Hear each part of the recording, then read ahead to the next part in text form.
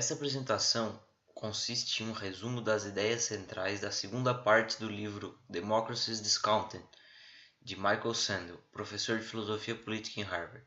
Essa segunda parte do livro se chama The Political Economy of Citizenship, e nela Sandel constrói uma narrativa sobre o percurso histórico e as mudanças ocorridas no debate público americano. Ele constata uma deterioração do debate público, em detrimento de valores historicamente caros aos homens que deram forma ao Estado e à Constituição americana, e um descontentamento geral em relação à representação política, algo que ele chama de desempoderamento dos cidadãos, algo como uma perda na sensação de autogoverno. Sua crítica visa as ideias ligadas ao liberalismo contemporâneo, segundo ele tomou conta do debate público. A base das ideias que animam o liberalismo contemporâneo são as da liberdade voluntarista e sua forma ideal de Estado, a república procedimental. A concepção voluntarista de liberdade alega que os indivíduos devem ser livres para definir seus próprios fins e valores. Portanto, a república ideal para os defensores dessa concepção seria aquela que não tentasse definir esses fins. O governo deveria ser neutro no sentido de valorar ou impor comportamentos. Essa hegemonia voluntarista apontada por Sandel seria o fim de um longo processo de mudanças nos discursos. Vamos ao início dessa trajetória. No período que Sandel chama de Early Republic, a maioria das visões carregava pelo menos traços do republicanismo antigo, de preocupação formativa, quando não as exatas preocupações desse.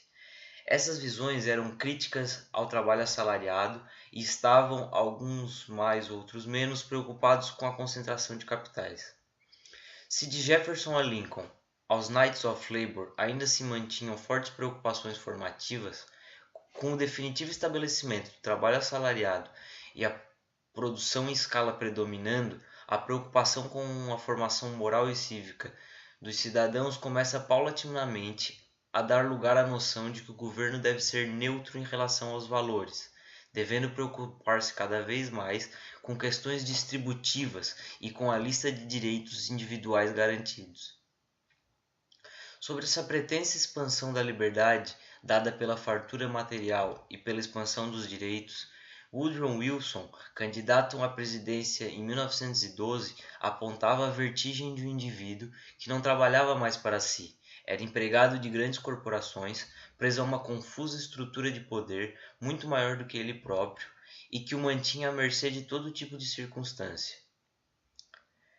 Nesse clima, surgem novas visões sobre política econômica. Sandel as chama de Progressive Political Economy. A preocupação que perpassa todas essas visões é a possibilidade de a democracia sobreviver à concentração extrema de capital. A visão descentralista prometia diminuir a influência dos monopólios sobre o governo, restaurando assim as condições de independência econômica que davam a base para a liberdade do século XIX. Mas, por outro lado, diferenciava as práticas de trust, cartéis, que deveriam ser combatidas por minar a concorrência, entendendo como natural na economia moderna a concentração de grandes organizações. A outra visão progressista era nacionalista, que prometia regular as grandes corporações, elevando a intervenção governamental. A única maneira eficaz de se precaver dos abusos era nacionalizando essas empresas e submetendo-as aos interesses dos americanos. Essas visões já mostram algum descolamento em relação ao pensamento republicano prévio. A próxima visão muda radicalmente o debate para o lado da concepção voluntarista. Agora, a ótica é aquela de consumidores esclarecidos.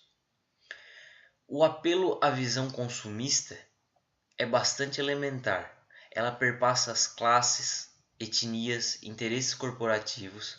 Ele independe da maioria das clivagens comuns, pois todos somos consumidores e pagadores de impostos, direta ou indiretamente.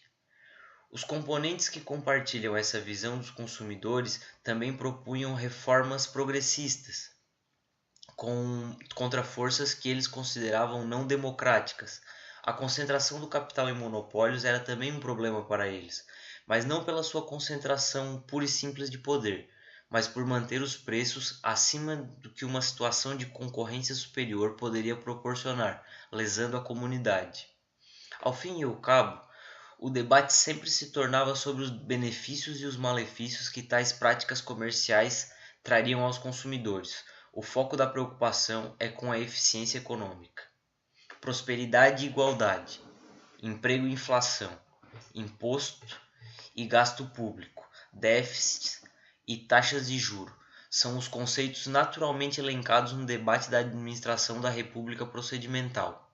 Com o triunfo da política fiscal de cunho keynesiano, é que a mudança se completa, segundo Sandel. Ele afirma que a economia política da cidadania dá lugar à economia política do crescimento e da justiça distributiva. Essa mudança e todas as outras que vim destacando até o momento são, a grosso modo, a construção de possibilidade da ascensão do liberalismo contemporâneo como a doutrina principal do Estado. Essa terá a forma da República Procedimental. O liberalismo contemporâneo, como filosofia pública, tem 3 princípios básicos. O primeiro é a mudança de visão do produtor para do consumidor. A segunda é a rejeição do projeto formador. E a terceira seria a adoção da ideia voluntarista de que as pessoas são eus independentes, independent selves, capazes de escolher seus próprios fins e valores. Se por volta dos anos 70 essa nova versão voluntarista do liberalismo é hegemônica nos discursos dos juristas e dos políticos eleitoralmente bem-sucedidos, ainda no começo dos anos 60 já começa a haver um ruído quanto à promessa de liberdade que essa concepção prega e o que ela realmente entrega. E o ano de 68 é o símbolo desse descontentamento, dessa desilusão com os políticos americanos e com o projeto global de poder dos Estados Unidos. Sandel cita vários eventos que evidenciam esse período conturbado, desde os movimentos contrários à Guerra do Vietnã aos assassinatos de Robert Kennedy e Martin Luther King, manifestações violentas por questões raciais e políticas.